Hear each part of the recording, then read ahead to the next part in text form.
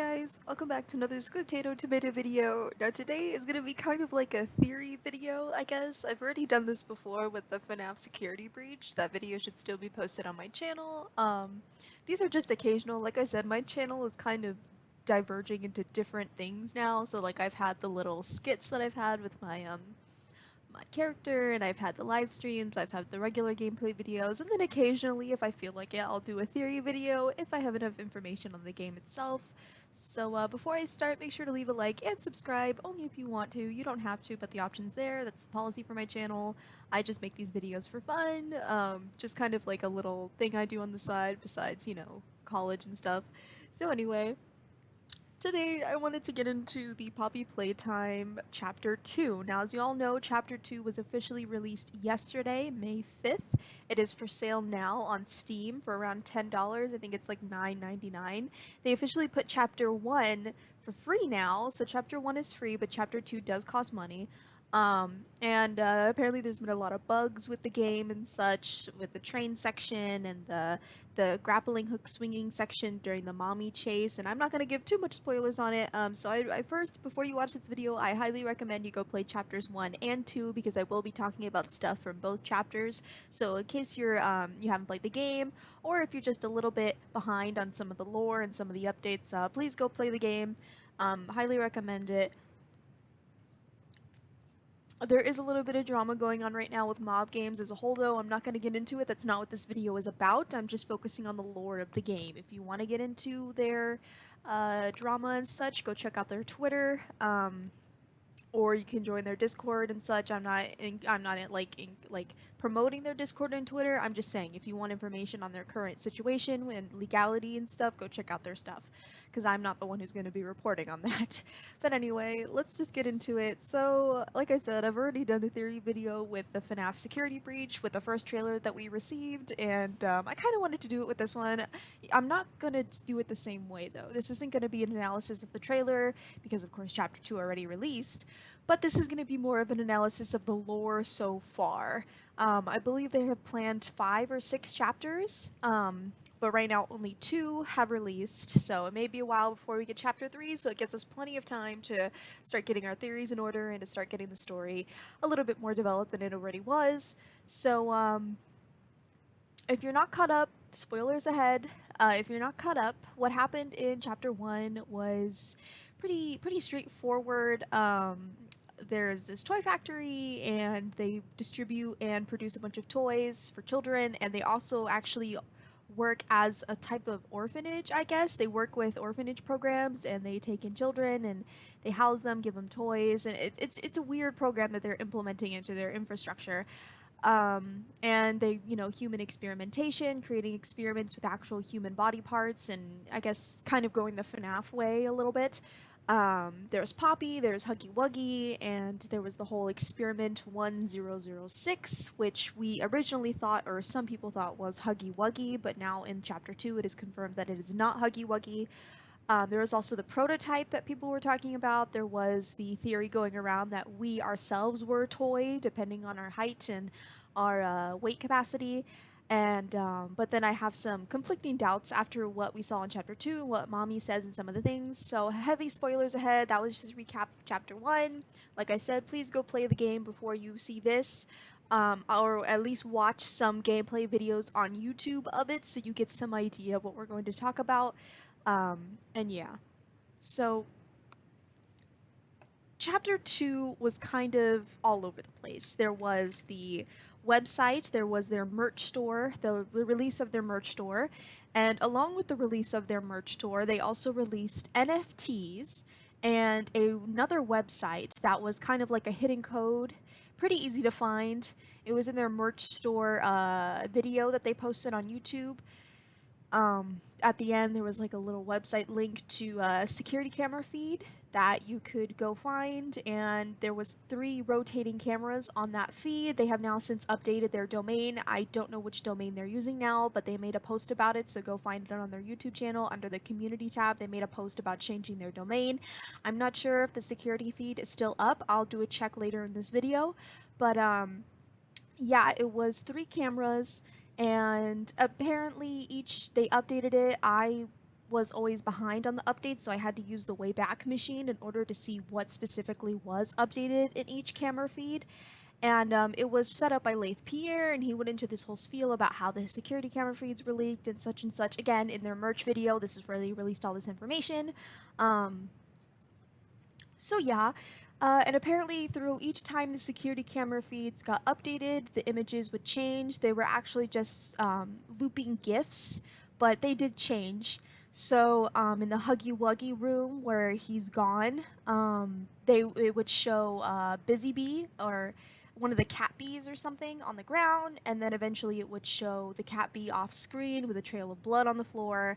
And then if you went to camera 2, the second camera, it would show a hand coming out of one of the machines, and it kind of looked like Mommy Longlegs' hand or one of the grab packs hand that was kind of just laying on the floor. No one really knew. But yeah, that was about it for the camera feeds.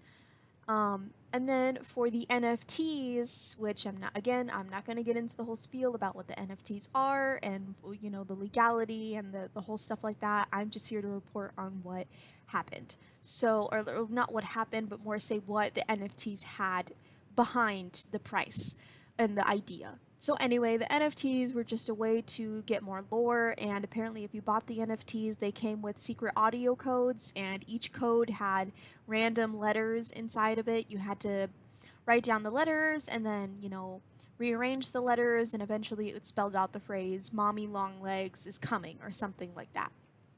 So that was all the lore we got up until the release of Chapter 2. I did hear that they made updates and released teaser images and such on their Discord channel. I'm not going to go into those because, again, they're just teaser images of the real game that we got to play, but I will go into a few of them that we saw in the teaser trailer itself that conflict with the Chapter 2 that we have now. So, and I know, of course, developers and game devs can always change things inside the game that they don't necessarily like, or things that just don't seem to fit as well, but we will be looking at some of those changes and going into maybe why they made those changes or what effect it will have on future games, or future chapters, I mean. So anyway, now we're into Chapter 2, and I'm going to break this into a few pieces. First, we're going to go through the trailer itself, and we're going to discuss what we saw in the trailer and what may or may not have been in the game itself from the trailer.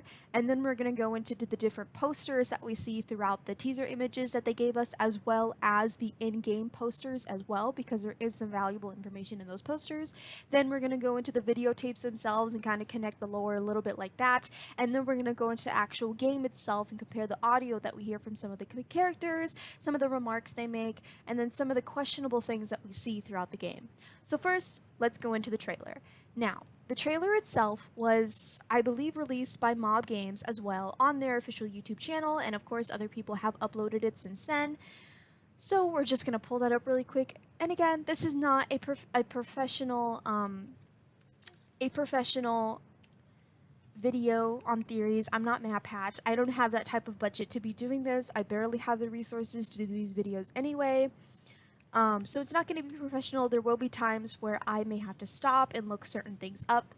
And there also may be times to where I just have to catch my breath or take a glass of water.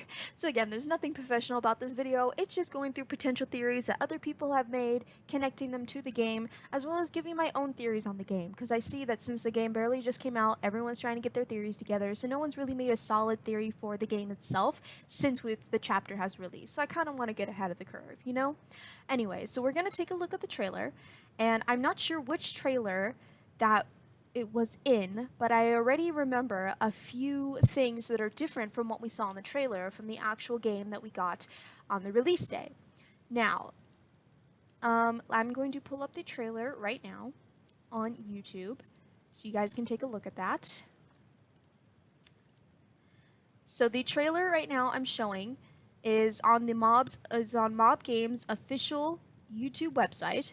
You can look them up themselves. I'll put their link in the description. Again, all links and all videos that I will be using in this, I will link in the description. So, automatically, you know, this is the Chapter 2 trailer that we got. You know, we go through the different sceneries. Again, here's the game station. Now, what's interesting about the game station, again, I will emphasize this again. This is probably very early before they had any idea of what they were originally going to do, or at least before what they were other assets they were going to add in. So as you can see, this image is definitely different from the one we get in the game. As you can see, the 3 game stations, they're not there. I don't know if they did that because they didn't want to show what the 3 game stations were or give hints to the characters, or if this is like this because it was just really early in development. We don't really know what games devs choose to do. They could have just done this to hide the secrets, or they could have just done, or like hide the story, or they just did this because they just hadn't added it in yet. But again, that's our first difference that we can see, as well as the little panel that was here that has the little switches, that's gone as well. Also the webbing, I don't remember the webbing being this emphasized in the game itself. I don't even recall any webbing at all in the area. If I'm wrong, please leave a comment down below saying that there was webbing. I don't remember it, but it might have been there. I may have just missed it. And then, of course, here's the iconic hallway that we get to where we get to the end. We put our hand up, she comes down, she grabs it and such. Now, in the trailer, it does look a little bit darker in this hallway than from what the game actually had. It was definitely a little bit more brighter down here, and the lights up here were kind of off to give that emphasis that the ceiling was hidden. So they definitely did make some changes to the lighting in this hallway. We can see that, but nothing really that big. It still looks the same. If we go here, this was what surprised me, is that the process in the game to get the hand was through a machine process. We had to set up the machine, color it, get all the components, fix the pipes, use the buttons and such, and then, it was like a proper process of making the hand. But here we see a singular hand on the conveyor belt, and we just kind of pick it up. There's really no emphasis on us making the hand or what the machine is for. It's just kind of there as if it was discarded.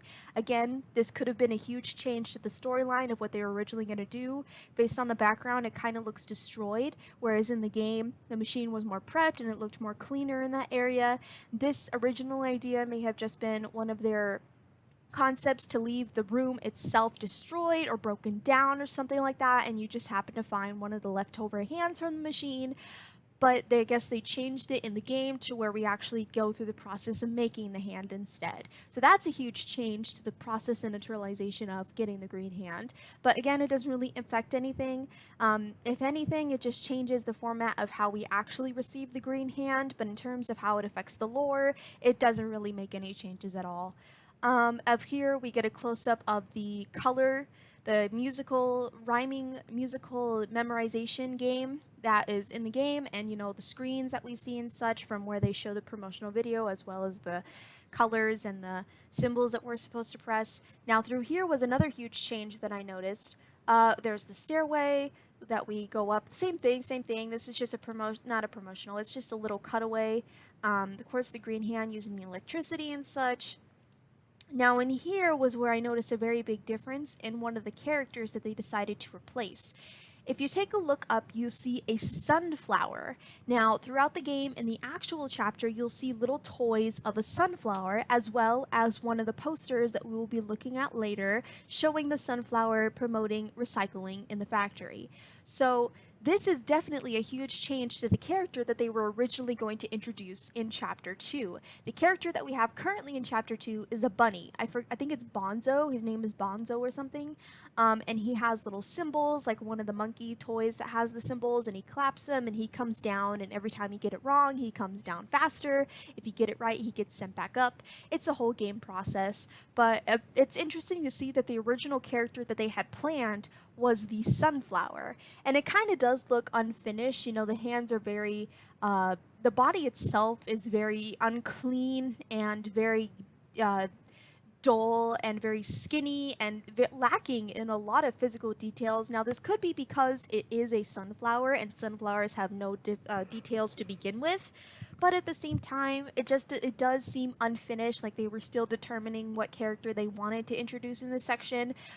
But it is kind of interesting to see that they were going to introduce the flower character instead of the Bonzo Bunny character, which really, this kind of does affect the story in a way, because obviously if they would have used the sunflower, we would have probably seen the bunny at a later point in time and maybe one of the later chapters. But since they decided to actually use the bunny, now they may save the flower for another chapter. So we actually may see the flower in Chapter 3 and so on in other chapters, or at least see an appearance of it. But it's interesting to see that the flower was originally going to be a part of this game, and it is kind of weird that they would remove it at the last minute, you know?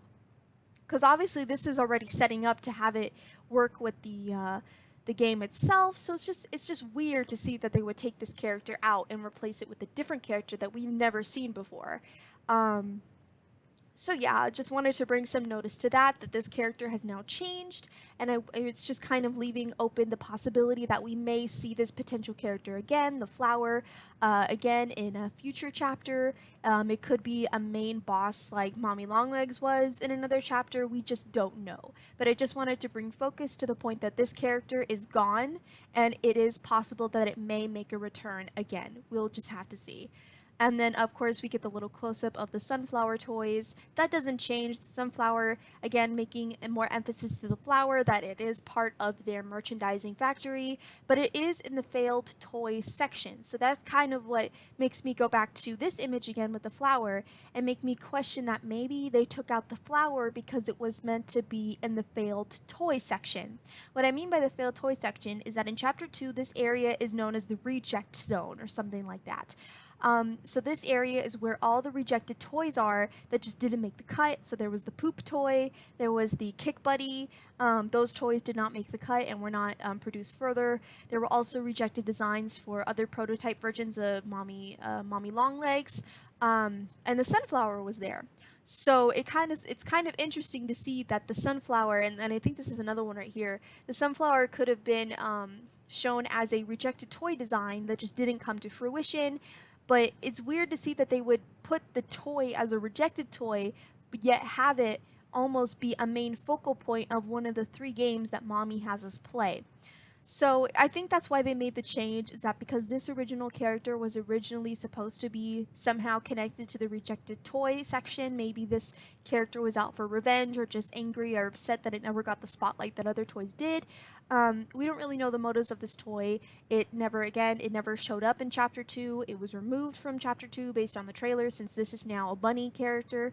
But again, it could be possible that this toy will make a reappearance in another future chapter and possibly be referred back to the rejected toy section, since their toy does show up in the rejected toy section. So just wanted to point that out. Further along, we get more cuts of Mommy dragging Huggy and such. And then this is what's interesting, is that in the tag game, they did say that they were going to change the design of the caterpillar character. And what's interesting is that I don't remember this being so brightly lit. It was kind of a little bit more dim, and also you can't see the window over here anymore, so maybe that was a last minute add-in of the window editing.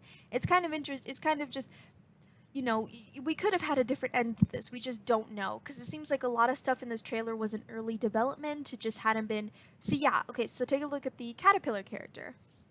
So on Chapter 2, the caterpillar is a blue pug. It's a blue and purple pug, and of course they made it very clear that they were going to change the design of the caterpillar to make it more scarier for audiences. And I will agree that the caterpillar design that they chose to use now is definitely a little bit more creepy. But it's just kind of nice to see that the original design that they had is here, and it actually looked more like a caterpillar instead of a dog.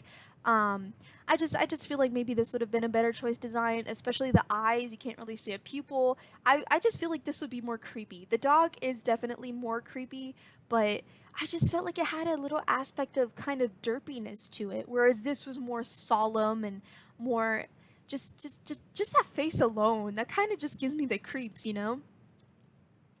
But anyway, another aspect of character design changes. This room is still relatively the same, I would say.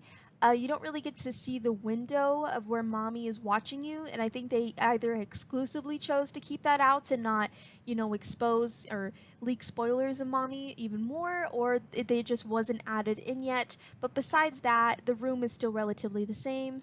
This is the hole that we fall into after we finish or escape the caterpillar game through the window on the side, and this is where we do the grappling hook. Another cutaway of Mommy dragging Huggy in that same room where we get our hand taken, the red hand. But besides that, everything else is still relatively the same. So I think that's it of our analysis on the trailer. And yeah, so that's it for the analysis on the trailer. Now I said that we were going to go into the posters. Now, the posters themselves are very um, interesting in that they show I'll explain it, but it's a way that companies.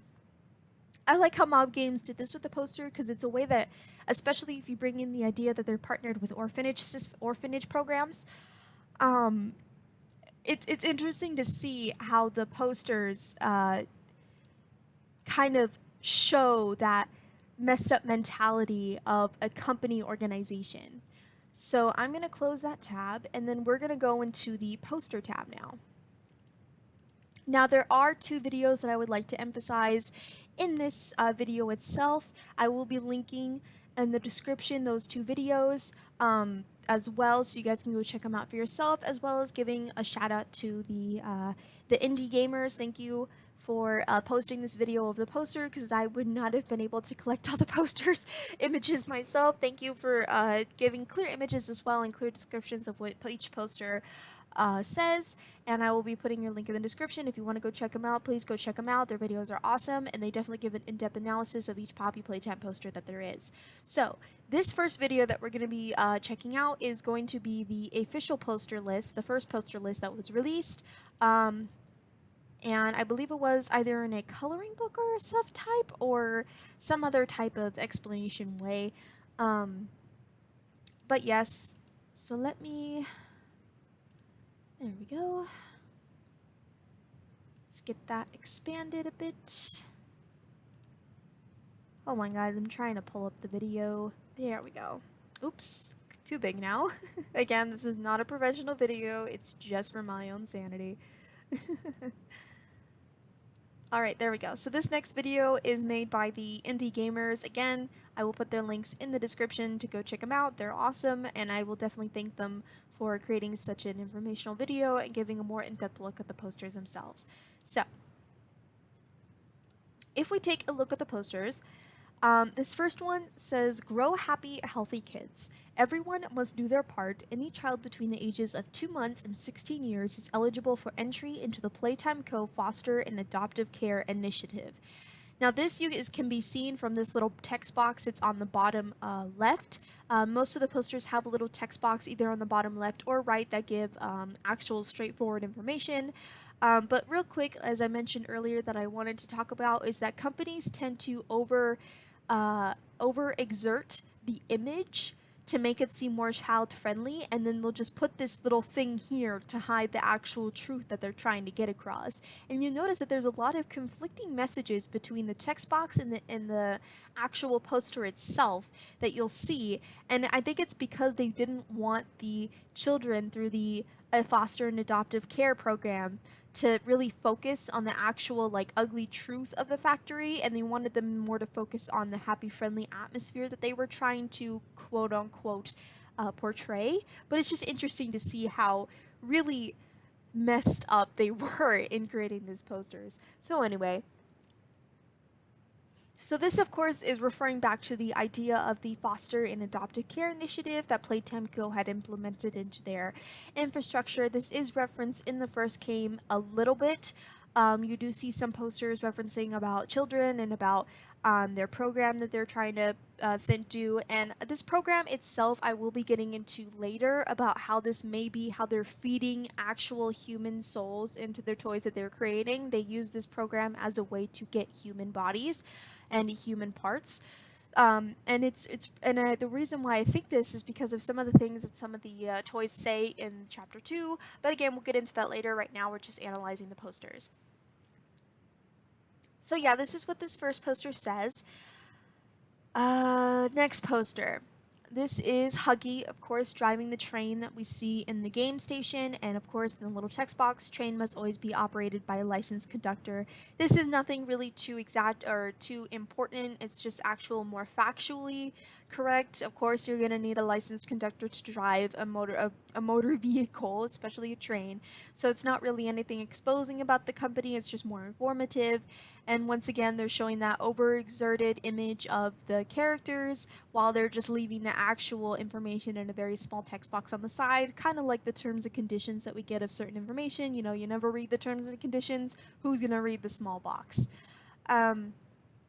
Anyway, this next poster that we have is Mommy Longlegs, and it's her. Yeah, Mommy knows best, but in the corner, always remember to obey company policies. Now, this is what I wanted to emphasize is that they have this nice little picture of, Mommy just being a mom, saying that she knows best and that. But then in the corner, of course, the hard truth, always remember to obey company policies. Now, again, this is more straightforward to the adults and to the workers working the factory, whereas the image itself is more to distract the children and such and so forth. Next image, power the future. Now this is more emphasized on the green hand itself. I guess this is a new prototype that they were working on and it was being advertised throughout the factory as like a new grab pack hand that some of the workers could use. And another general thing, exercise caution when working with electricity, not so much as, being harsh, but more again factual information. Again, poster very, very simple, very straightforward, and that's about it. Next one we have is Kissy Missy. Ooh, that's another thing I want to talk about, but later, is Kissy Missy on the poster, getting exercise, healthy bodies, healthy workers, and of course in the right, Playtime Co. recommends 30 minutes of exercise daily. Employees not permitted to exercise during work. Now this is an interesting requirement that a company would have. I've never heard of a company mandating exercise, especially in their work area. So it's just kind of like an interesting side note as to why they were requiring their workers to get 30 minutes of exercise daily, Like that's just kind of not it's just unheard of and a little bit just weird, I guess. But definitely something we would have to consider. Maybe this is their way of keeping the employees healthy, to make sure that their bodies were healthy in case they needed them for human experimentation. There have already been theories that Stella Graber is Poppy. I have a theory that maybe Stella Graber is Kissy Missy, based on what she does in Chapter 2, but I'll get into that later. But again, maybe this is just their way of making sure that their employees are at least somewhat healthy before they decide to use them for testing and trials. I mean, as a crazy scientist, I would want my test subjects to at least be somewhat healthy if I'm going to perform experiments on them, Just makes sense. But anyway, that's all the posters that we see here. Now I want to pull up the next page that has more posters that were in the actual in-game, and it doesn't include all of them, but there are some posters in the game itself that I would like to go over, but that will be discussed in the game section as well, since this is more just side posters that were released. We're going to be taking a look at the game more in depth through the actual game side. So let me pull up the other poster video, because this one has more information on the posters that we will be using. If I can just pull up the posters.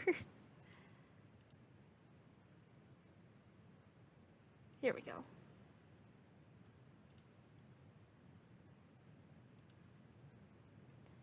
Now this one is another video uploaded by the Indie Gamers. Again, their link will be in the description below, so you can go check out the video for yourself to get a closer look at the posters and such. But this one is more emphasized on the other posters that appear throughout the promotional aspects of the game. So we'll be going through these posters, and these ones are a little bit more what I wanted to talk about, since they actually give a little insight into the lore and into the framework that the company Playtime Co. has. So this first one is a little cute poster of the Busy Bee, and it says Playtime Co. employees are not permitted to leave until they have completed their daily tasks. Again, this is the text that appears in the little box down below. Now it's interesting that they would say that, because it's very strict. Like, these company policies are very strict. Not being allowed to leave until you complete your daily tasks is kind of, I don't know, I would say that's illegal. You can't really keep an employee there. I don't know, that's just a very touchy subject, but yeah, it's very strict. But again, hiding it in a little box down in the corner while the main photo is here to kind of delve away from this little negative infliction that they have there. This next one is kind of a little what's the word, foreshadowing of mommy Longlegs' fate.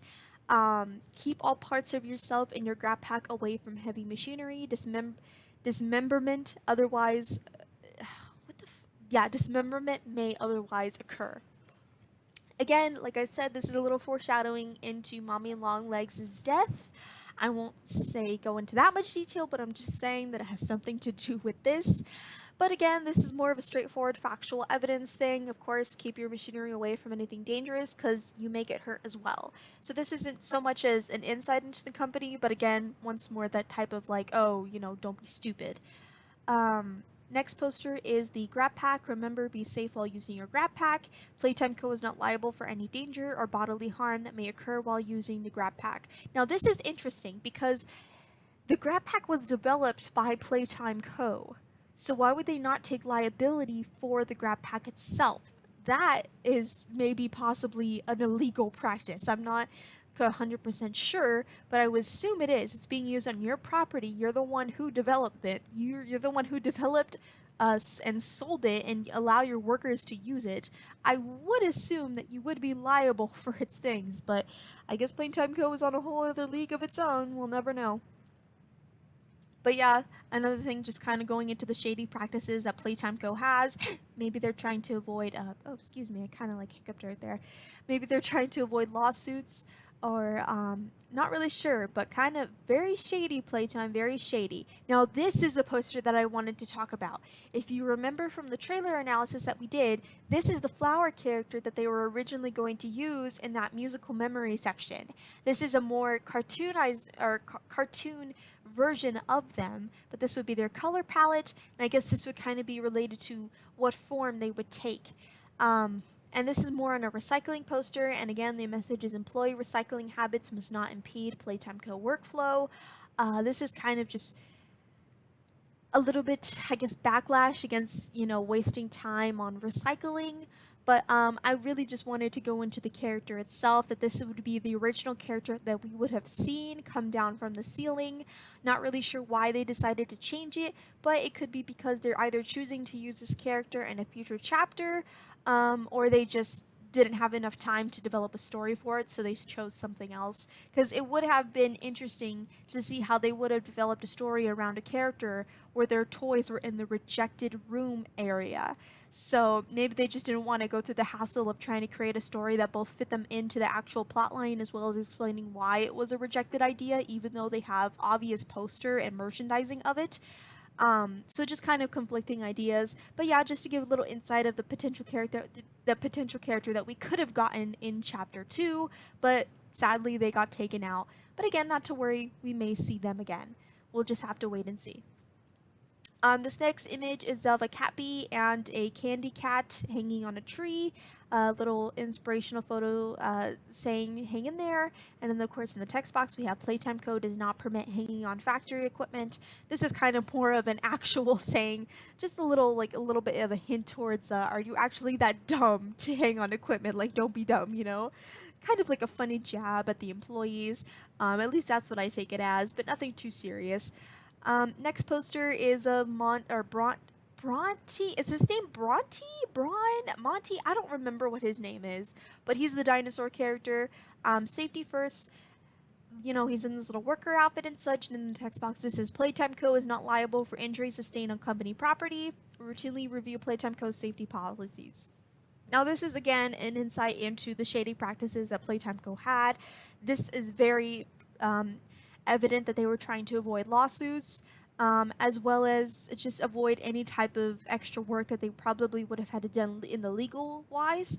But yeah, just more insight into the shady practices that they were participating in, and that Playtime Co. is just not a good company whatsoever.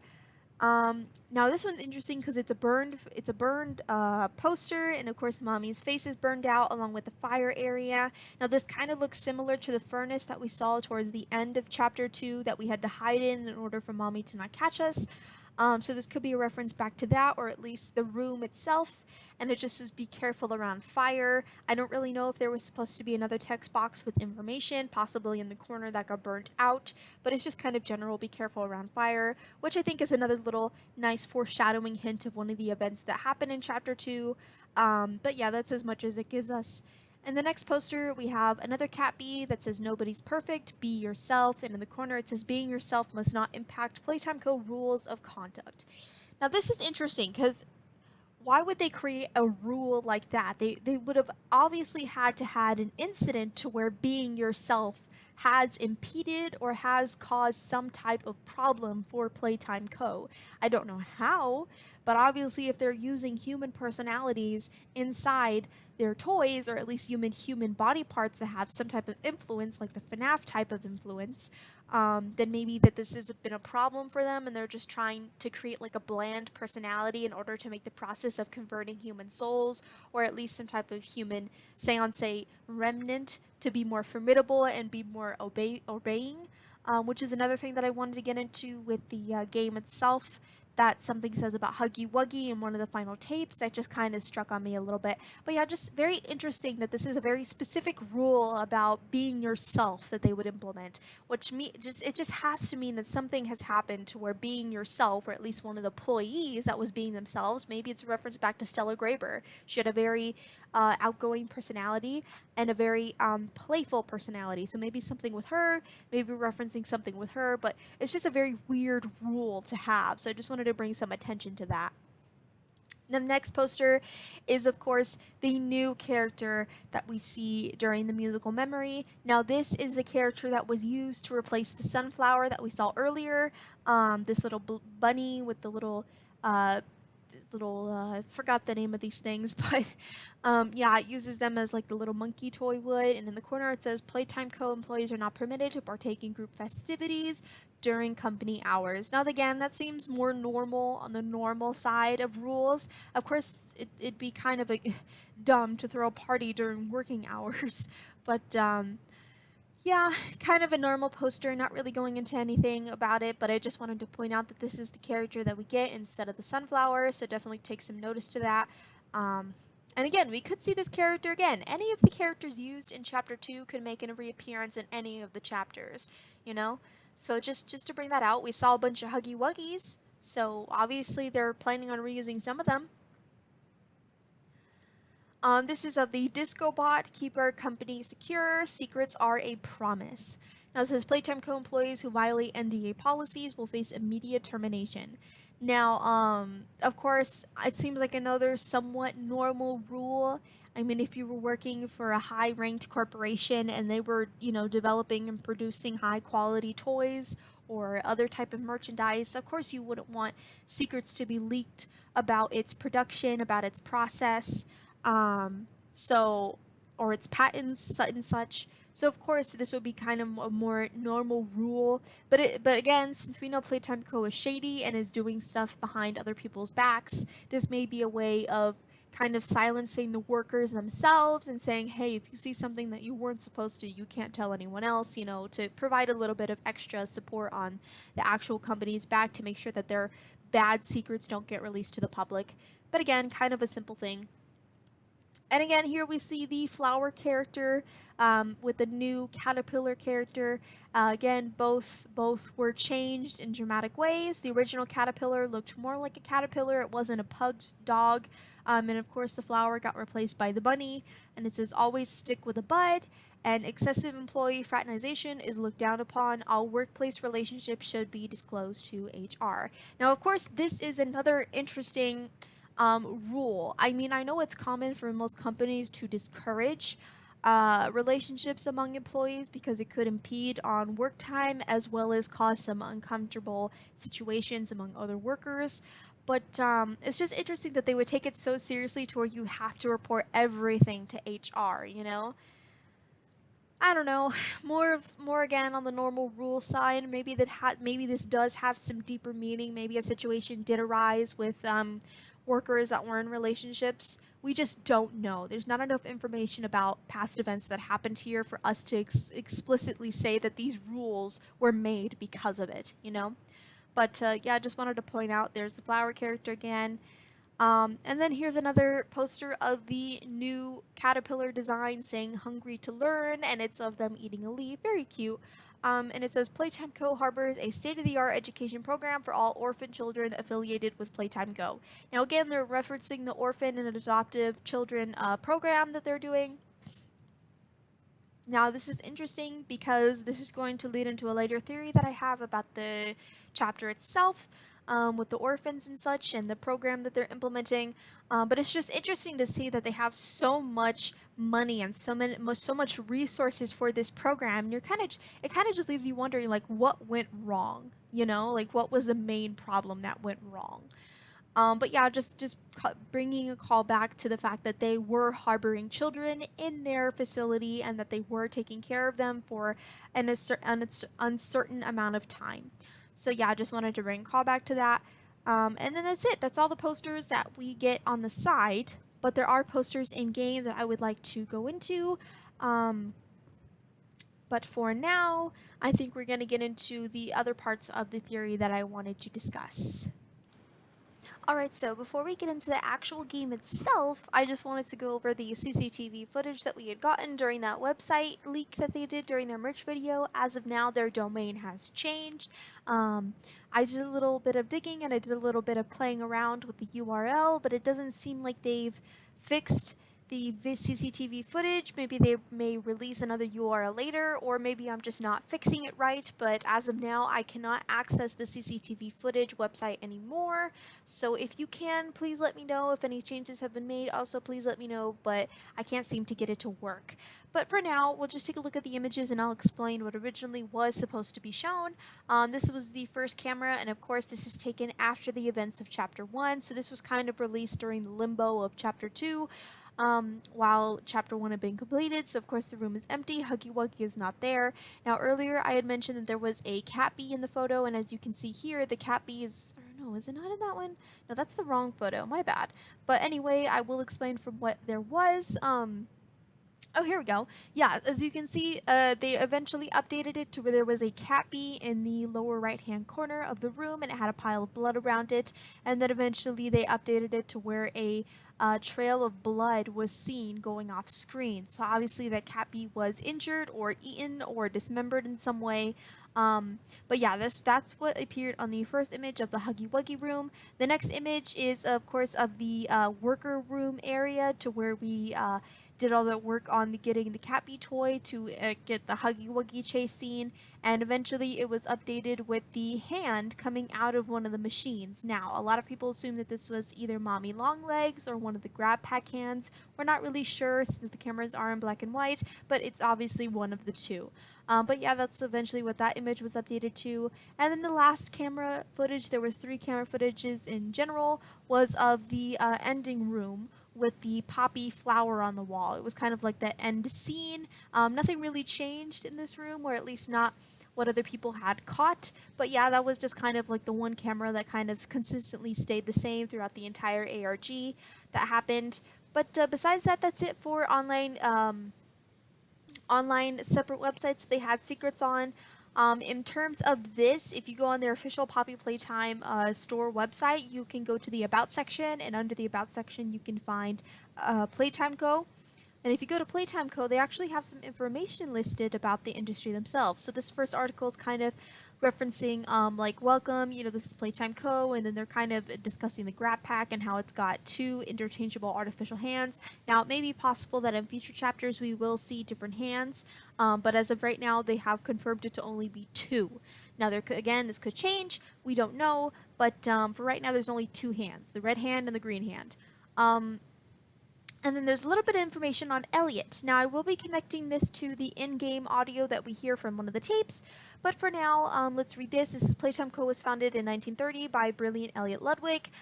He was a visionary, creative, devoted every second of his life to his company, and then, of course, in 1930, his wife divorced him. And then later on, he had a death in the family. Now, a lot of people are speculating that this death was of his daughter. I think in the game it is confirmed that his daughter did die, or at least something relatively close to it. Or maybe I'm just completely wrong, but we do know that he has a daughter. And then after that, he revolutionized the toy industry and brought happiness to millions, and the world will never be the same again. And before we could see an image of a half-burned image of the company itself, the factory, and then we can also possibly see Elliot Ludwig and his wife and maybe a child on the bottom here. We just don't know. The image is cut off. I believe this video is referencing the tape inside of Chapter 2. Yeah, this is... Hold on, I'm trying to listen to it.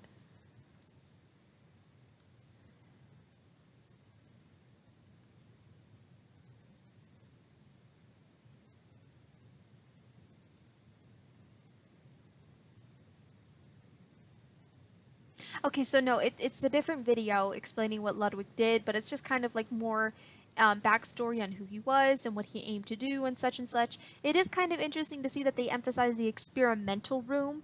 That could be referencing the experiments that they did in behind closed doors, but just very interesting that they chose to focus on that. But besides that, that's all the information that we can get on Playtime Co. and Ludwig. They may add more to this page as time goes on. We don't know. But just wanted to for everyone to be aware that this page is out there. This page exists under the About section, Playtime Co. They may add more to this. So just stay on it because it seems like they may post audio or video logs here too. So we may not know what other type of lore they may post here. But besides that, there's also a toy section just going into Huggy Wuggy and all the other characters that we have. So for Huggy Wuggy, it just goes into that he's blue, furry, and lovable, such and such. He's one of the outselling every one of his competitors. And then that's it. Then there's the Huggy Wuggy song, which we hear a little bit in game in Chapter 1. And then there's Kissy Missy, Toy Collection Feel Whole, perfect follow up to Huggy Wuggy. No other plush could love you this much. There's also a Kissy Missy song. So that's kind of interesting. Kind of taking a listen to it right now. I'm not playing it because I don't want to risk getting copyrighted. Kind of creepy.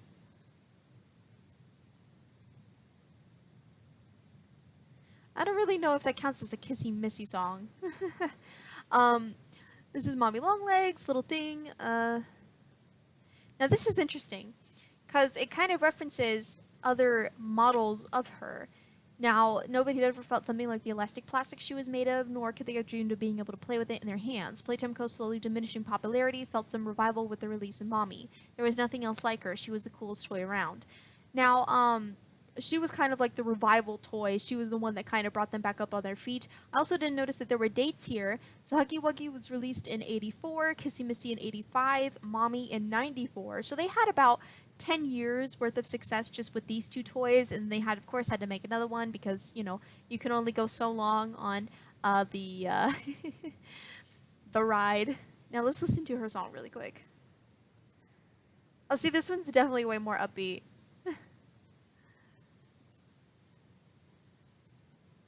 Oh yeah, that song is way more upbeat. And then Poppy was released in 1950. Um, held record as the most popular toy, cutest style and incredible responsiveness, intelligent doll you'll ever meet. So Poppy was the latest toy to be released. She was the last toy, I believe, to be released. So all of these were pre-toys. Let's listen to her song. Very dramatic. Very dramatic song. But yeah, I will agree that Kissy Missy's song is very interesting, very dark, very sullen, and just kind of creepy and eerie in a way. I definitely recommend you guys go give it a listen. Again, I won't play it here because I don't want to risk getting copyright or something. But yeah, go check it out on their official Toy Store website. Just go to About and Toys and then click on the little characters to get each of their little descriptions and their little song. But I will say that Kissy Missy's song is definitely the creepiest out of all of them. Just very unsettling. Yeah, just her song gives off a very eerie vibe, which could definitely mean that there's more to her than we know. So, don't know if that means anything, but in the past there have been lore connected to songs related to characters. And of course on here you can see the coloring book freebies, which were some of the posters that we went through in the earlier on the little analysis. So you can access them here as well if you want to check them out for yourself, or go to the link in the description of the video that I have talked about. But yes, that's it for the store website. So now let's get into the actual game itself, and we'll start talking about it there. Alright, so I have also found another full-fledged video. It's crazy to see how many people just pull these videos like right when the game releases. I have found a video which is the full chapter 2 with no commentary. This is the video that I will be using to reference the theory and lore that is connected with the game. I will be linking Baby Zone's, that's the YouTuber's name, Baby Zone's video in the description so you can go check it out yourself. Again, it's a no commentary video. So go check it out. It's very calm, calm as much as it could be, and you know, just putting it in the description, so just wanted to let you all know. But yes, this is the video that I will be using to discuss the lore and the different things that we see in the game. So, right off the start, we have the informational promotion trailer that we got as one of the pre-releases that the devs gave us from the game as like a little sneak peek into what Mommy was about. This is the same trailer that they gave us now, and it's just kind of going into like a promotional video about Mommy Longlegs and her release. This is closer to the time of 1991, I guess? Not really sure. Don't really know. But anyway, of course, in the beginning of the video, we get the little wake up from Poppy Playtime. Let's see if I can catch it in the... Of course, it glitches out a little bit.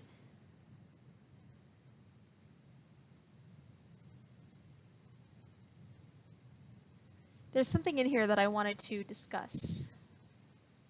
Just trying to find it. Okay, so yeah. So throughout the promotional trailer, you'll hear Poppy kind of like whispering, "Wake up." Now, the reason why I wanted to bring attention to this is because something else that's referenced later in the game, as well as the tapes, something very interesting about the term of "wake up," as well as some of the death screen messages that pop up.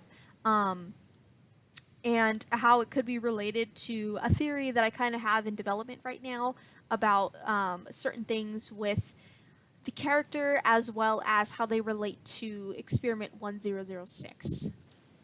For right now, though, we're just going to go through the game itself, and I'll point out little things that I see here and there, and then we'll discuss the tapes in a moment once I get all the lore, at least the beginning aspects of the lore figured out. So we'll go through the game, I'll point out a few things, and then we'll figure out what causes each of the aspects that I'm talking about. I also wanted to make it clear that this part of the video is going to be kind of like cut up into different sections, so I may pause at random moments and may continue the video somewhere else. It's just to not have to watch the entire hour of video gameplay there is. I just want to focus on the important aspects. So for right now, we're going to take a look at this image right here that I've taken from the video. As you can see, this is the area to where we make the green hand. This, of course, are the machines that we use to format the green hand and all the little buttons we have to press and all the little the pipe that we have to fix and such, and the paint. Now, like I said, in the original trailer, we just found the green hand on this conveyor belt off to the left right here. It was just one hand, and the whole place kind of seemed destroyed, run down, broken down. The place still does seem destroyed, but from what it looked like in the trailer, we didn't have to make the hand. It was just more there. So obviously they had some different plans for this room, but I guess they did turn it into an interactable puzzle that we had to do, or more or less a construction area like a Build-A-Bear. Let me show that conveyor belt where we grab the hand. As you can see, this is where the hands come out of, and over here is where we kind of grab the hand on the end of the conveyor belt.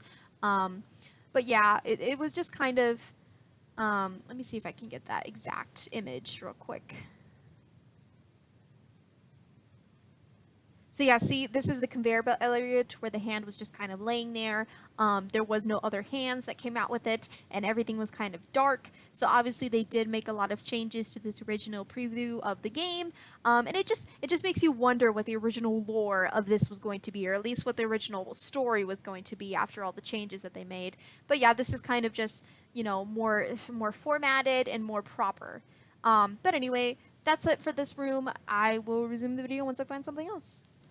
Here is another section that I wanted to focus on based on the trailer. As you remember, up here, originally the flower character was supposed to be there, and as you can see, it has now been replaced with the new bunny character that they're introducing.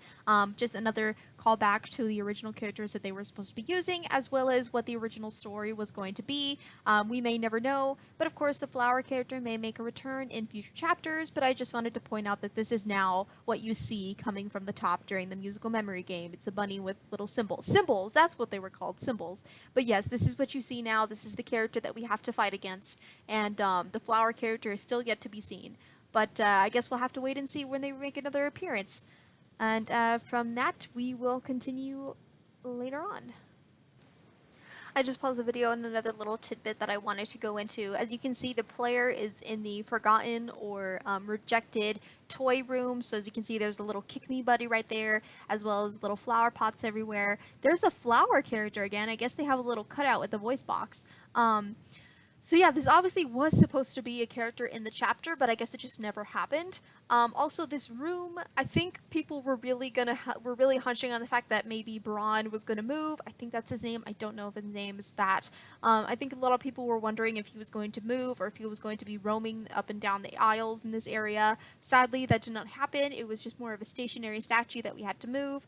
But yeah, there were no enemies in this area, as unlike we thought that Braun was going to move. But yeah, I just wanted to point that out. This is the rejected toy area, and that it was just interesting to see that there's the sunflower cut out. So like I said, I think the sunflower was somehow like connected to the rejected room, especially since all their little flower pots are in here, the flower toys. But I guess we'll never know. We'll have to wait till a later chapter to see if this character ever makes an appearance. But yeah, I just wanted to point out this room and explain what it was about.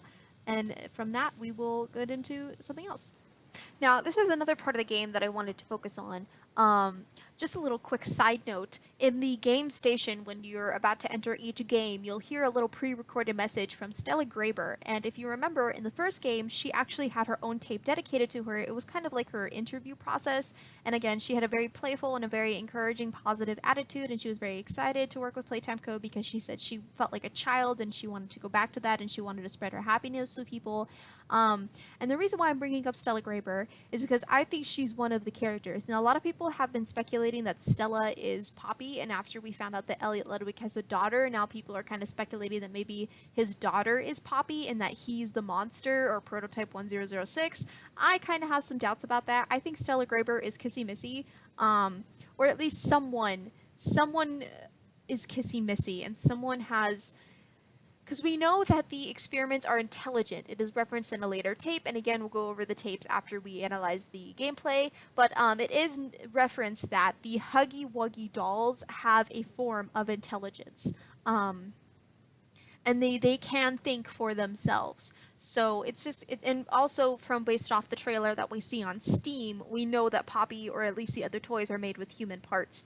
So it's interesting to see this part to where Kissy Missy is helping us in a way. And let me just play this this video playback, by the way. We see Kissy Missy coming down the hallway, and we think she's going to attack us. But then surprisingly, she kind of just stares at us and then attempts to open the door.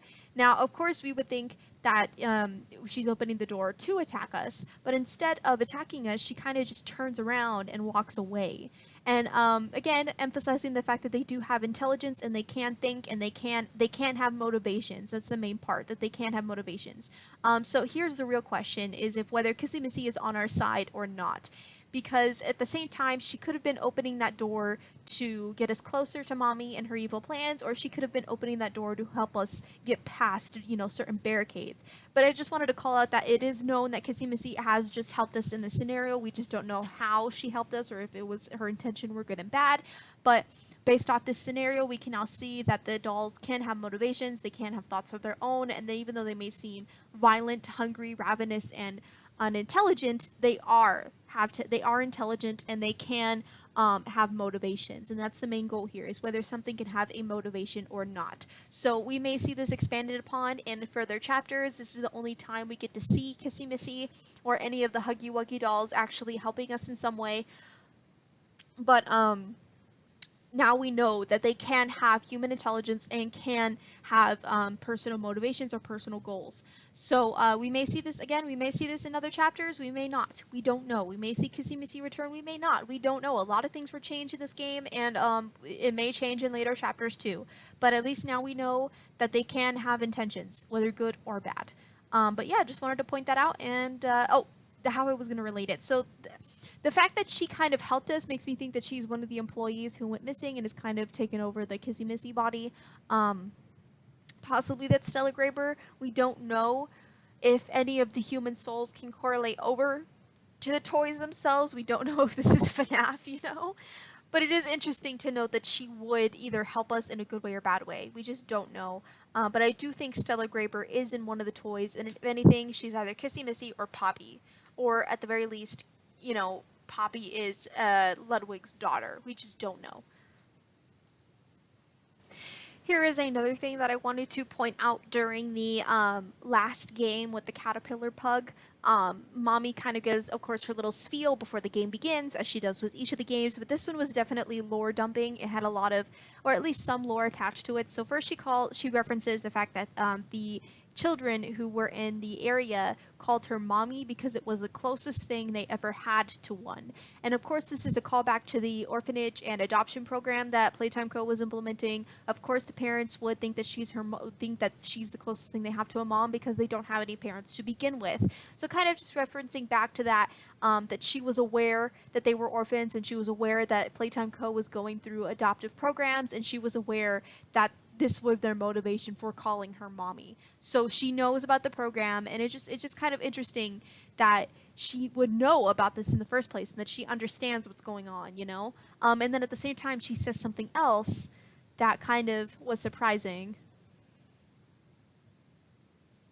Now, this was interesting, is that the way that she compared this to the fact that they disappeared. So the fact that she said that it was the closest thing they had to a mom, yet they would play games and never come back, makes me think that it was just kind of like a holding area. The game room was just kind of a distraction, and through the orphanage and adoption program, Playtime Co. was using the children as kind of like sacrifices or for their experiments for their toys.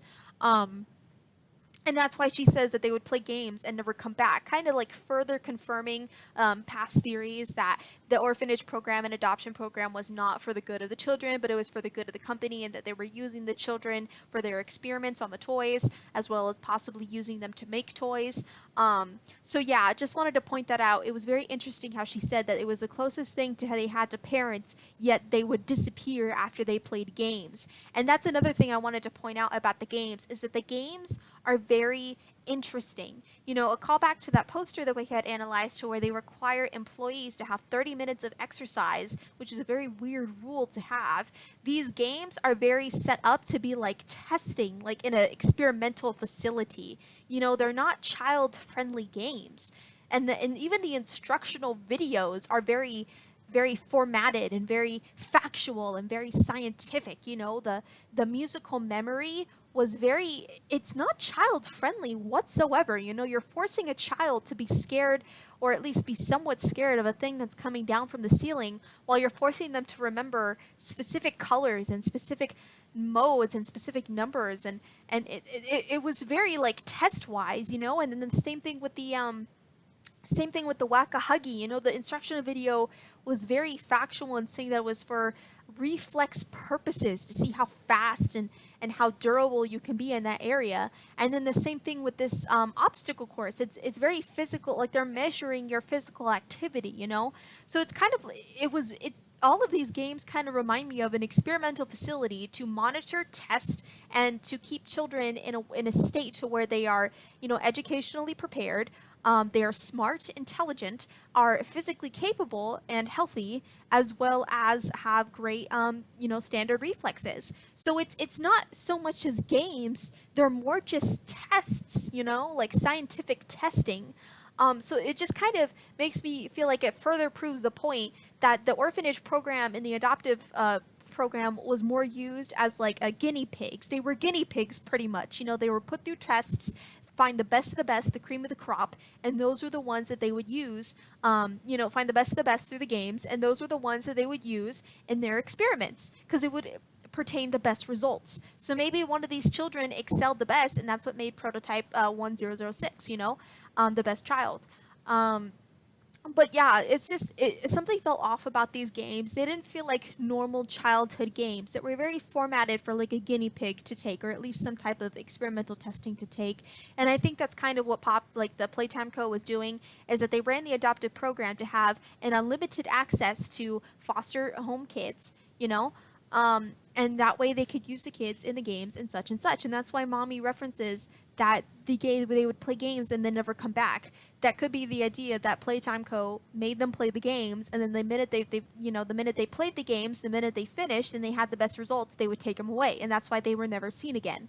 So just something I wanted to point out and kind of connect the two theories about this. And That's kind of one of the theories that I have about this, actually. But yeah, I just wanted to point that out, and maybe we'll see it further developed in future things, kind of reference back to again. And yeah. And then something else that she says here that I wanted to point out as well. And see, she's taking it as like a bad way that she thinks that they just left her, but I think they were taken against their will, and that's why they never came back, is because once they finished the games and they produced the best results, they were taken away and experimented on. But she's taking it as like, oh, they hated her, and you know, you can't really explain that to her, but it's just something I wanted to say. And then she says something else here. See, yeah, she mentions is that we worked here. So obviously she recognizes us in some way, or at least most of the toys recognize us. And maybe that's why they want to kill us, is because based off recognizing us, they know that we were a bad person of some way. And they hate us for that. Now, again, she could be totally making this up just for her own personal motivations. She could just be pretending that we work here, and that's her reason for trying to kill us.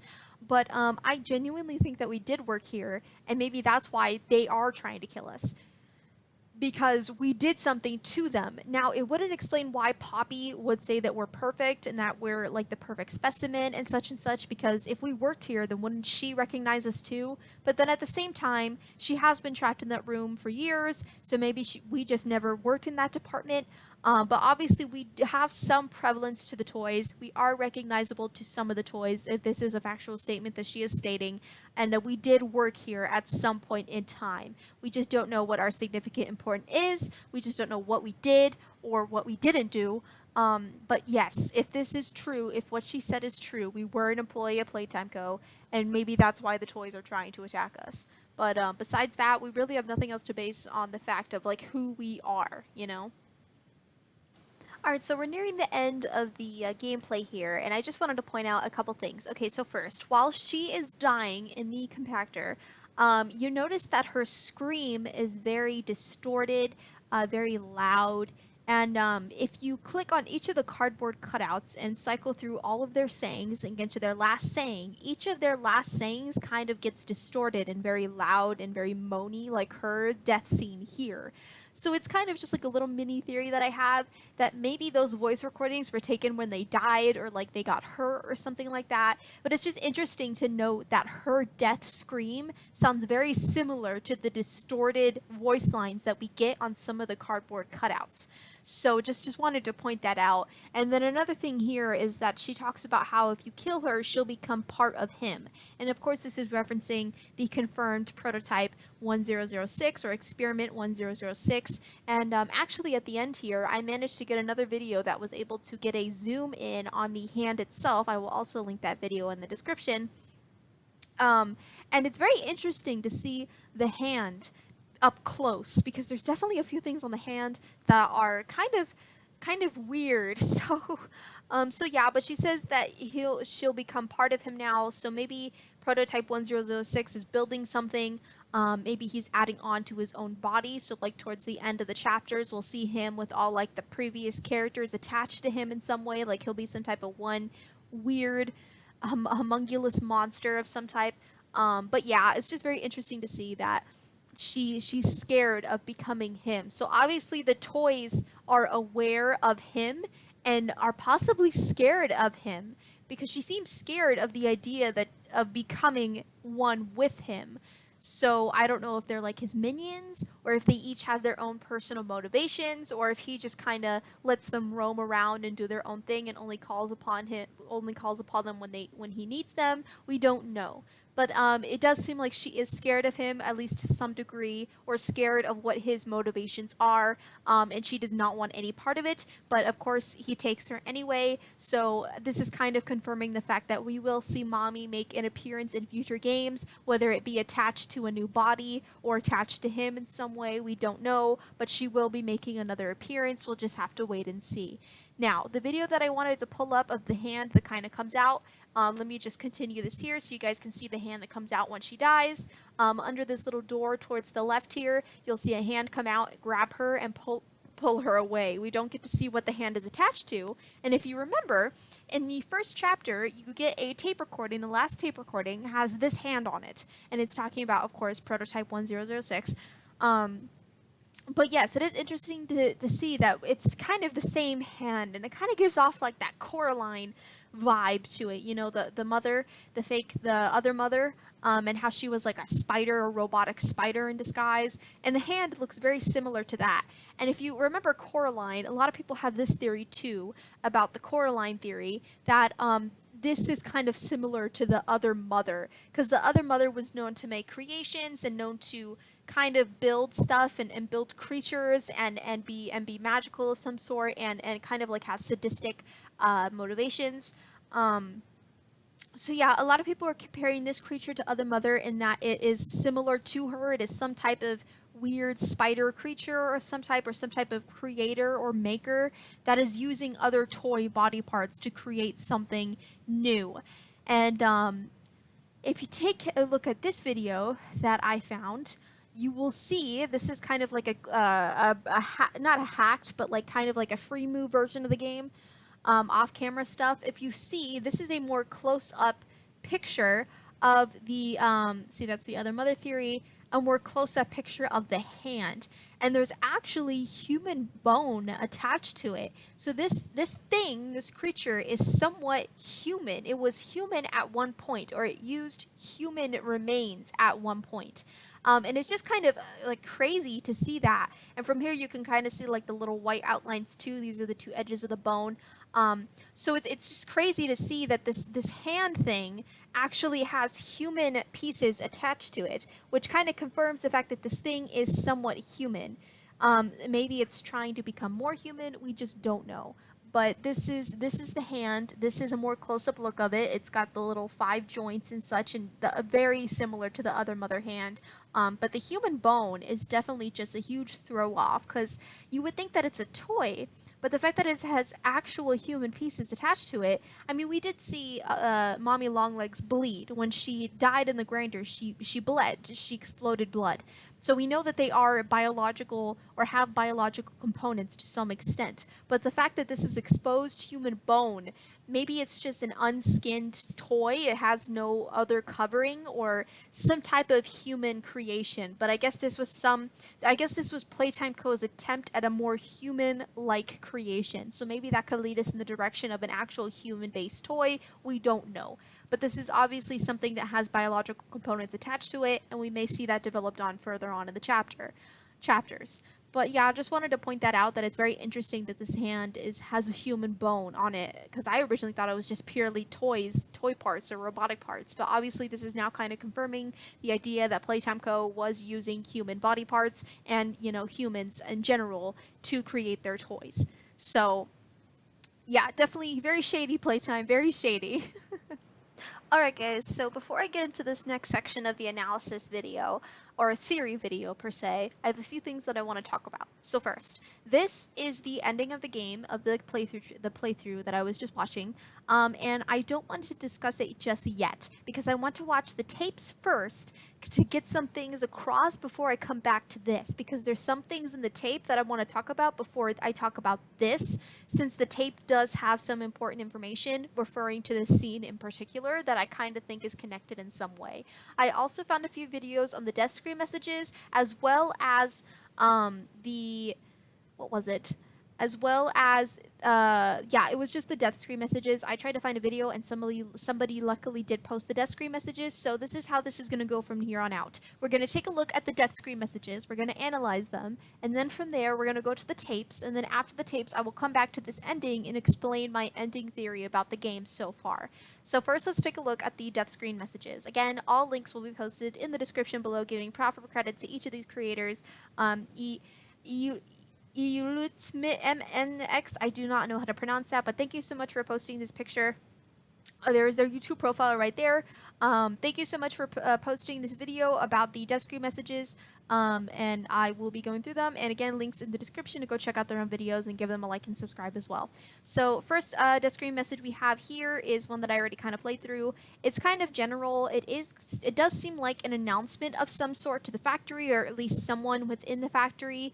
It just says he is loose, and this is an emergency lockdown. So it kind of feels like a announcement of some sort to someone, like a general announcement that you would make on an intercom.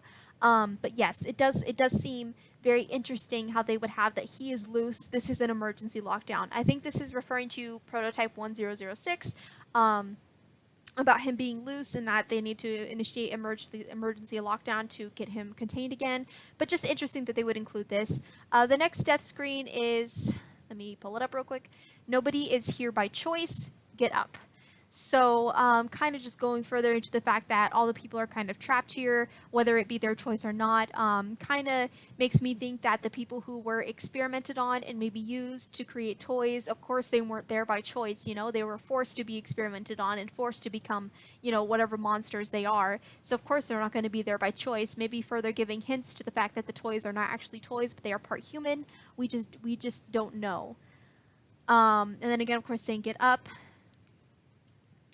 So people have said that it is possibly Poppy, the one that is giving these death screen messages. Obviously, it was her in the first game, but it is possible that it is her now, and she is aware that, like, the character can't die for some reason. So it kind of makes me think that this is some type of limbo, or that she is aware that he can die, but at the same time can't die. We don't know. It's kind of a weird thing that's going on. And I mentioned that the character is in some type of limbo of some sort. And I will come back to that because it does refer back to the ending screen that I want to talk about, as well as something within the tapes. As well as the beginning scene too, when she says wake up.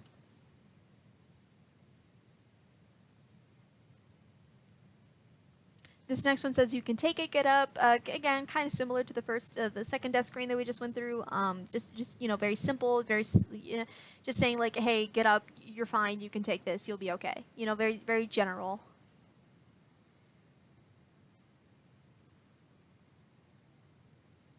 Yeah, see again, you can die later. So something is keeping this character alive, some type of outside force, some type of magical force, and she is aware of it. So something we may get into later on, but something is preventing this character from dying, and the toys are aware that this character cannot die.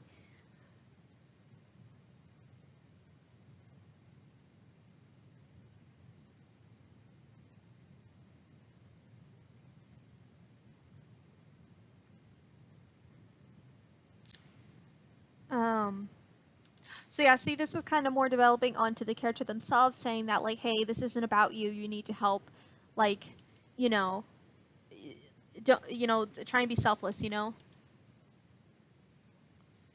Her saying we're almost there. I think that's just referencing to the fact that they're almost at the end, or at least the end of the chapter.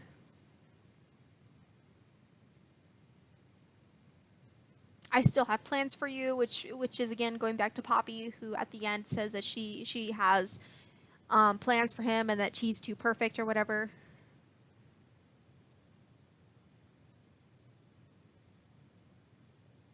We're just getting started. Again, another general message saying like, hey, we still have things to do.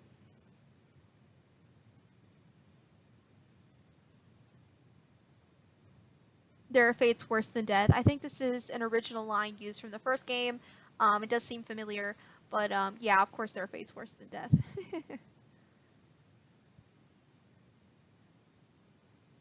Don't let them near you. This may be referring to the monsters that killed us. Very simple, generic stuff. It's not over. What else? I never said it would be easy. Now this is interesting because this is a new code. In the first one, there was a code like this, and I don't know if it's the same one or if it's a new one. I believe it was translated. If anyone would like to translate this, please let me know. If it is the same code from the first one, also please let me know, because then there's no point in translating it since it already was. But yeah, I'll pause here so you guys can take a good look at it, and if you feel up for translating it, post the answer right down in the comments.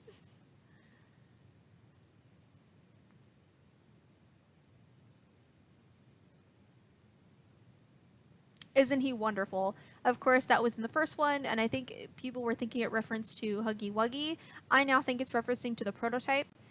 Not sure though. Again, emergency lockdown. Innovation is key. May we forget death. And yeah, of course, Playtime Co. was also trying to look into the aspects of resurrection and death and such, which I think is another thing leading into Elliot Ludwig's goal to try and revive his daughter maybe in some way, because his daughter did die again, and I think we will discuss more in the tapes, but just for general right now, his daughter did die, and I think this is maybe something that Elliot Ludwig was doing on the side with Playtime Co. was to figure out a way to resurrect people or stop death or stop death altogether, you know? So yeah, that's all of the end screens. Again, I will link this person's video in the comments down below. I mean in the description, and you can go check them out, give them a like, give them all support, and yeah. So now we're gonna get into the VHS tapes. Another video posted by the Indie Gamers. Again, all links will be in the description below. But yeah, this is now going into the tapes. Now this, I believe I can put on speaker since it is not copyright. It is for use. So I will put up the desktop audio and we can listen to it together.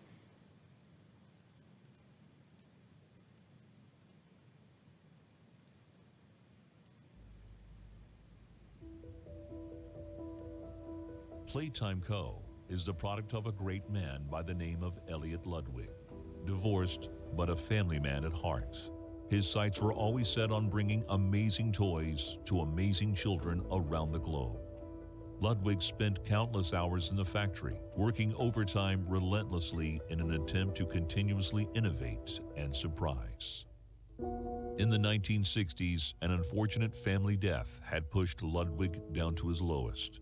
But with so much ambition, he rose back up and continued to fulfill his vision for the Playtime Co. toy factory. Ludwig could never be content leaving a project unfinished. But just how did one man come to create such an astounding empire? How did he manage to stay determined even after suffering such a tragic loss? It all began in the fateful year of 19...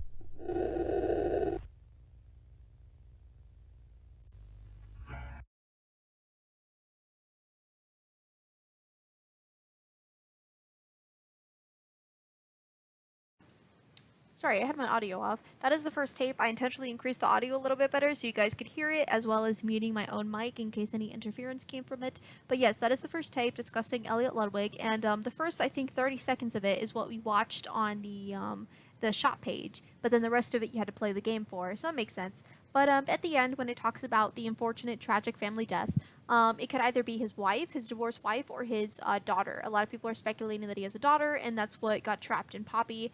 And then, of course, we don't get the year that it all started. It started sometime in 19 something. I think that's maybe when Huggy Wuggy was released or when his Poppy thing was released. We don't know. But obviously, that is important to the story, and that the beginning was something. The beginning of his new innovation techniques is what started this entire spiral. So we may get more information about that later on. We just don't know. Here is the next tape. I believe this is discussing with the marketing manager. Jimmy, your work as Playtime Co.'s chief marketing officer has skyrocketed the company's profits. How do you do it? You know, it's not what you'd expect. It's the little things most people don't even think about. Like, take names, for example. Express, you don't realize this. You take the E sound, slap it on the end of a name, boom, you're making bank. Huggy, Mommy. Even Elliot knew this way back with Poppy. I guess I kind Blue. of... Blue is huge. I'm telling you. What's your favorite color? Blue? I bet it's blue, right? It's blue? It's green. Okay, well, you're a special case. Most people say blue. But seriously, marketing is not as easy as you think. I make it look easy. If there's anything Playtime Co. should be known for, it's not toys. So yeah, that's the next tape. It kind of goes into the whole marketing aspect. I did have the volume a little bit lower on that one, my bad. But again, you can always go check out the video in the description below, and it'll have information there, and as well as the video itself. But yeah, it's just kind of like the marketing manager being an egotistical asshole as usual, which you could expect from a huge corporation as successful as his.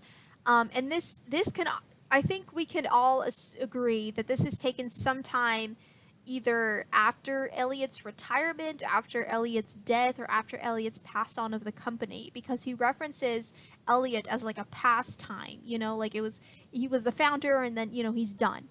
So I think this is definitely some time after Elliot has been in position of power at Playtime Co. So yeah, this is definitely after his, you know, his work, or at least sometime during his work, but it's definitely not, you know, before his upcomings, at least. So yeah, we can definitely assume that about the video, but besides that, it doesn't really give that much information about the lore, say the least. It's just more of like advertising feats at this point. So of course this recording had our lovable boy Jacksepticeye in it. Of course you can't not have Jacksepticeye in a scary video game. after his appearance in Bendy and the Ink Machine, he appeared in the horror bunny game, as well as this one now apparently. So a lot of people were shocked to see him, but it's always good to have him around. But anyway, besides that, this video is another kind of generic background into the Playtime Co. and its shady history. He goes on to discuss that he saw a scary monster under one of the doors after trying to pick up a broom, and it was 50 feet long and had 1,000 legs. So we can either assume that this is the caterpillar creature that we saw during the third game. It was very long and it did have a lot of legs, or we could assume that this is the prototype. I wouldn't assume it is the prototype, because since at this time Playtime Co. is still operational and still has security measures, I would assume the prototype is still locked up. So I think our best bet of assuming which monster this is the caterpillar. So the caterpillar obviously got out of containment or was out of its area and was trying to get a broom for some reason, if that's what I'm understanding correctly, or it was just walking around. But I guess the employees didn't know of it at the time, which is interesting, which makes me think it's not the caterpillar, because if the employees were aware of the game station, then why would they not be aware of the characters that were in the game station? I mean, the game station itself had little cardboard cutouts of each character above its respective door. So how would they not know about the caterpillar? I mean, it's in their logo, for crying out loud, which makes me think that maybe it wasn't the caterpillar, maybe it was some type of other monster, but we haven't seen another monster as long as Marcus, or Jacksepticeye, says it is, or as with many feet as Jacksepticeye says it has. So it's just kind of interesting that this is conflicting stories about how wouldn't they be aware of the caterpillar if it was in the game station, if it's in the logo, if it's in the character count, unless of course the caterpillar was kept under wraps at this time or wasn't released yet. But this is in 1991, around the time where Poppy must have come out, so it has been some time. So I'm not sure. This is definitely confusing, and it definitely puts a little bit of a rag into where this video falls in the plot line. But maybe Marcus or Jacksepticeye just doesn't work in the department of the game station. Maybe they just never made the effort to be known about the caterpillar or the bunny or some sort. But it is interesting to note that he wouldn't know what the caterpillar is, even though it is a main character in the logo as well as the game station. So just wanted to point that out. Found that was interesting. Of course, again, maybe it's not even the caterpillar. Maybe it's something else completely. We just don't know. But based off his description, it sounds like the caterpillar. But I just find it weird that he wouldn't know what it is, even though it's such a prominent toy and a prominent character that they have within their company. So yeah, just wanted to point that out. Let's move on to the next one. Now, this next tape is very interesting as well, because it kind of goes back to the original tape I was just talking about with Jacksepticeye. In this tape, it's one of the announcers talking to the employees, saying like, hey, we have heard reports, people saying that there's a giant spider roaming around the facility, and just to say that he goes on to say that there's no such thing as a 50-foot spider and such, and that they're all imagining it, and if they do see it again, just, report it, and that they'll have specialists take a look at it, which makes me think, again, how would they not know that the toys are here when they're part of the game station? It was made very clear within the game that Mommy was one of the toys that was walking around the game station when the children were there, especially when she says that she interacted with the children.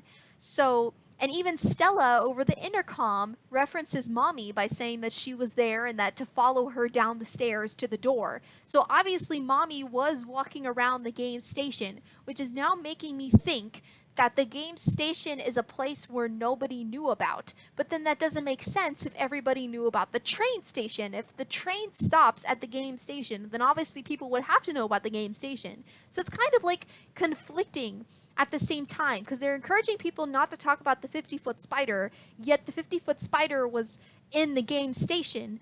And Stella Graber talked about following it into the game rooms. Same thing with the caterpillar. The caterpillar has its own game and it has its face on the logo, as well as Mommy. She has her face on the logo. So it's just interesting. Like, I would understand Huggy and Kissy Missy because nobody knew about those actually being living creatures. But the fact that Mommy was walking around the game station and was an interactable character like you would see at Disneyland with the walking characters, as well as the caterpillar being part of the games, like, wouldn't the workers know about the caterpillar and Mommy? They interacted with them, because in the Huggy Wuggy game, Mommy says that workers would have to hold back the Huggy Wuggy toys with strings. So now it's making me think that the game station was like something that not everyone could access in a way. It was only for specialists, and it was only for certain people, and it was kind of like a behind the scenes thing, like a secret testing facility that they would use for the children. It's just weird. Like, some things aren't adding up here. This is definitely a shady company, but just these connections that we're making, it just doesn't make sense. So I wanted to point that out. Like, why wouldn't the workers know about the characters if the workers are interacting with the characters during the games with the children? Like, there's a bunch of witnesses. What is happening here? But anyway, so yeah, it's just weird. This is just weird. Let's go into the next one. So this recording is focused on the guy that we heard in chapter 1, where he was in the claw room, and he was working there by separating all the toys from the orphanage stuff. And he was kind of like complaining about the policies and such. And now this video is kind of like a continuation of his story about how after he complained, they demoted him to the quote-unquote island of misfit toys, which was the rejection room that I was talking about that had the dinosaur, the red dinosaur in it. That's the rejection room with all the rejected toys. And as you can see on screen, that's one of the rejected toys. It was a poop toy or something. It pooped or something, like the flamingo toy that we have at Walmart and such. But yeah, so it's kind of like a continuation of his story, how after he talked, he got demoted to that room. So nothing really learned up in there. Of course, a company is going to demote you and put you in a place where nobody goes, especially he's by himself too, because at the end he says, why do I talk to him? Why does he talk to himself? So it's the perfect place to kill someone, honestly. Put them alone in a place where nobody goes, in a place that's not popular, and you can pretty much get rid of them if you want, or at least silence them. So I think this is the company's way of like silencing him, not like with violence or anything, but just putting him in a place where he can't talk to anybody, he can't say anything, and he can't, get any wrong ideas. So yeah, I just wanted to point that out. But besides that, really nothing else more with this tape. Let's move on to the next one. Now we're on to the final tape. Now this is the one that has a lot of lore that I want to connect to the beginning and the end of chapter 2. Now let's get into it. So the first thing that they talk about in the tape, first off, we can now confirm that experiment 1006 is the prototype. Before we were guessing like who is experiment 1006. Is it Huggy Wuggy? Is it us possibly? Is it another character we haven't seen? Well, this video has now confirmed that experiment 1006 is this prototype creature. And as you can see in the video that I have pulled up on the thing right now, you can see kind of like the arm bone again that I was talking about. It has human bones attached to its arm. So obviously it is humanoid in some way. They were trying to create some type of biological human-like creature. And they were using real human body parts, further back, leading back to my original theory that they were using the children in their testing facilities to find like the cream of the crop and then using them for their experiments. But anyway, yeah, so it's talking about how it had, now listen carefully, it had an alarm clock in its room.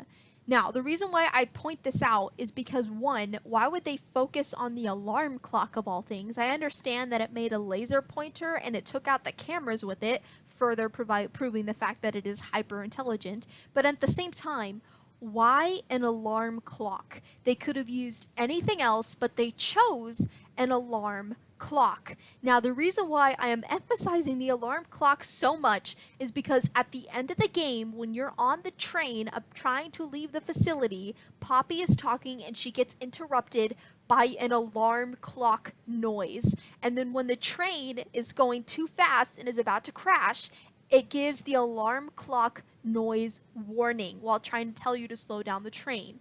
Now, the reason I'm getting excited while talking about this, why would they use an alarm clock related noise? Here, I'll even play the video back for you so you guys can hear the alarm clock noise. Let me make sure the sound's all the way up. Let me mute myself too so you guys can hear this clearly, because it clearly sounds like an alarm clock.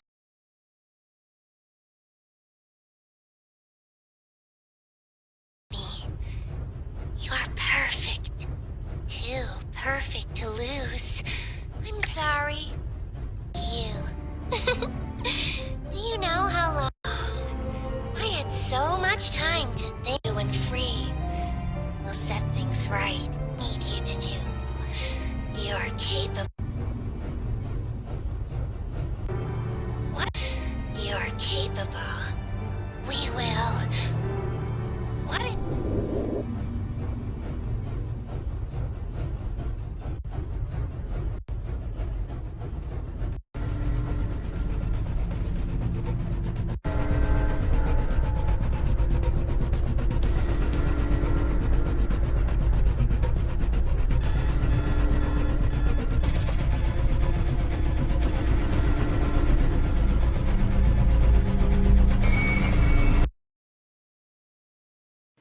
Now, I hope you guys heard that.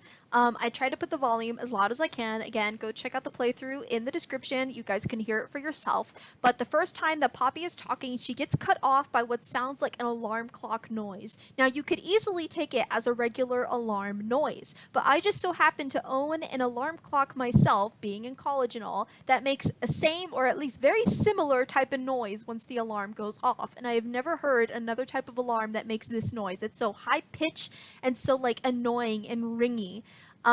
So yeah, that's my first call that this is an alarm clock that cut off Poppy. And then at the same time, when the train is about to crash, it makes that same alarm clock based noise. Now this one sounds more similar to my own alarm clock because it's louder and more prominent and I can hear it more better. I can hear it better. And then it's like slowly fades out. If you guys caught that, it slowly fades out while, you know, the loud noises of the train take over. And what's interesting is that prototype 1006, it references in the tape that, here, I'll even play the tape for you guys, so you guys can hear the exact part where he talks about it. 08502. In relation, experiment 1006, the prototype. A close call occurred this week in which he nearly breached containment. The prototype seemingly disassembled the digital alarm clock within his room. So yeah, if you guys just heard that piece that I just cut out right now, it talks about how he disabled the alarm clock in his room and utilized the battery, which is just really interesting.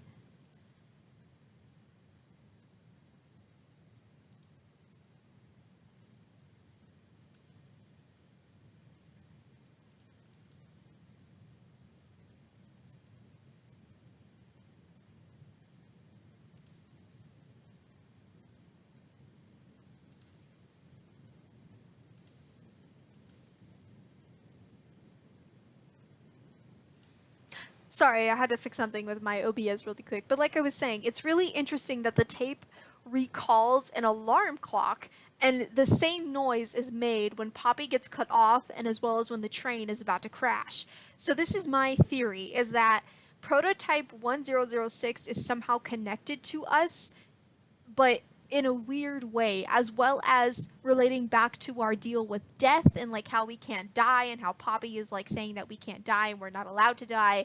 And then at the same time, she keeps telling us to wake up in the beginning, because in the beginning she keeps telling us to wake up. Now that could be referring to us passing out or something related to that, but I think there's something more to this. I think our character is in some type of limbo or in some type of like deep subconscious type of state, or is somehow telepathically connected to experiment 1006 or something weird is going on here, because for some reason we hear an alarm clock noise when we crash and when Poppy gets cut off, and even she's like, what the hell, and then she gets cut off. And then at the same time, experiment 1006 used an alarm clock. And I just find it weird that they could have used any other type of like emergency alert noise, yet they chose one that sounds so similar to an alarm clock when it goes off. Because I'm telling you, my alarm clock sounds the same exact way when I, set it off. So I just find it interesting that they chose to do that. Like, are they trying to make some type of connection with the fact that, like, our subconscious or conscious is sleeping, or like we're telepathically connected to this thing and we're hearing its memories, or like somehow it's influencing our limbo, like we're in some type of limbo or something. Because again, the fact that we can't die and Poppy is aware that we can't die, it just like further develops the theory that maybe like this has something to do with us being asleep, or something about our subconscious or conscious being asleep, or something about telepathically happening here. It's just interesting. It's very interesting, and I wanted to point that out. That's kind of like my own little mini theory that we're somehow connected to 1006 in some way, and that it's just weird. It's weird that they would point out, of all things in the tape, an alarm clock used to make a laser pointer, and then make that same alarm clock noise appear at the end of the game. And then the fact that Poppy just keeps telling us to wake up or get up from death. It's just weird, you know? So if anyone wants to make a theory on that, I highly doubt anyone's going to watch this video to begin with, but if someone does watch this video and anyone wants to make a theory on that, please be my guest, because I'm just kind of pointing out all the things that I'm noticing here, so other people can get like some type of idea of what's happening. But yeah, I just wanted to make it clear that that was very weird, that they would choose to use that noise when there are so many other noises that you could use for alarms, and that they would point out the alarm clock for 1006. It could be like something totally stupid that I'm pointing out, but I don't know, it seems pretty important if Poppy got cut off by it and she recognized the sound, you know? But anyway, just wanted to point that out, and that's kind of like my main connection here to the theory. And yeah, let's keep going. So of course, towards the end of the tape, they confirm for us that Huggy Wuggy is not Experiment 1006. He actually has his own experiment number. I believe his experiment number is Experiment 1170 or 1770. I'm not sure. I get them confused all the time. But yeah, he's his own little thing, and they talk about how he's has sufficient intelligence, but also has he's very obedient. So but I'm not really focusing on the obedience here. I just want to connect it back to the kissy missy thing, that when she tried to help us in the thing, or we don't know if she was helping us or helping us get closer to Mommy Longlegs, but she definitely does display a type of intelligence, so we are now aware that the Huggy Wuggies and any other variants are intelligent enough. So yeah, I just wanted to point that out. Now, I don't really think we need to get into the rest of the tapes, since they're more just instructional videos for each of the games. But yeah, those were the few tapes that we could find throughout the game itself. I believe there were also notes that we could pick up throughout the game. I'm still working on getting an actual pictures of those, an actual video gameplay of those, because very few people seem to pick up the notes. They're more focused on the game itself, which makes sense, because there is a lot of stuff to do in the game now, especially since it has like more aspects, more elements to it. But I believe the notes do provide some more lore providing content. But yeah, I think that's going to be it for this video. Unless I can find the notes, then I'll maybe add it into the end, but we'll see. But in case not, this has been it, and I hope you guys enjoyed this analysis / theory video. Please, please, please, I encourage you, if you have a YouTube channel, go out and make your own theories, not just on this game, but on any game that you enjoy. I enjoy it. It's a lot of fun getting these ideas off my chest and sharing them with the community. But at the same time, it's just really fun to like analyze games like this, with like so much lore and so much potential, you know? And yeah, so go check out the links in the description for all the videos, for all the information that I provided in this one. They will all be in the description, and I will maybe include Mob's YouTube channel and Twitter as well, if you want to go check out that, as well as their shopping website, so you guys can go check out their info and stuff about Ludwig. And like I said, if I decide to put the notes in this video, then I'll provide it at the end. If not, then maybe someone else can figure out the notes, you know? Super Horror Bro is a very good horror game theorist, and he just started playing the game, so we may see a horror theory towards the end of the coming week, or maybe next week possibly. Same thing with Game Theory. Game Theory may post something, so always keep updated with those, or Terrico. I always pronounce his name wrong. It's either Terricho or Terrico. I always get it wrong. But yeah, go check out his videos. He always makes theory videos too. He's pretty cool. Anyone else who makes theory videos that you know of, go check him out, give him support, and because it is fun. It is fun. It is something we want to do. And yeah, I think that'll be it for this video. I hope you guys enjoyed this, and I will see you all later. Scotato out. Hey guys, this is an after credit thing. Like I said, I would have added this on if I noticed anything else in the game from other playthroughs, and I did want to make a few notes.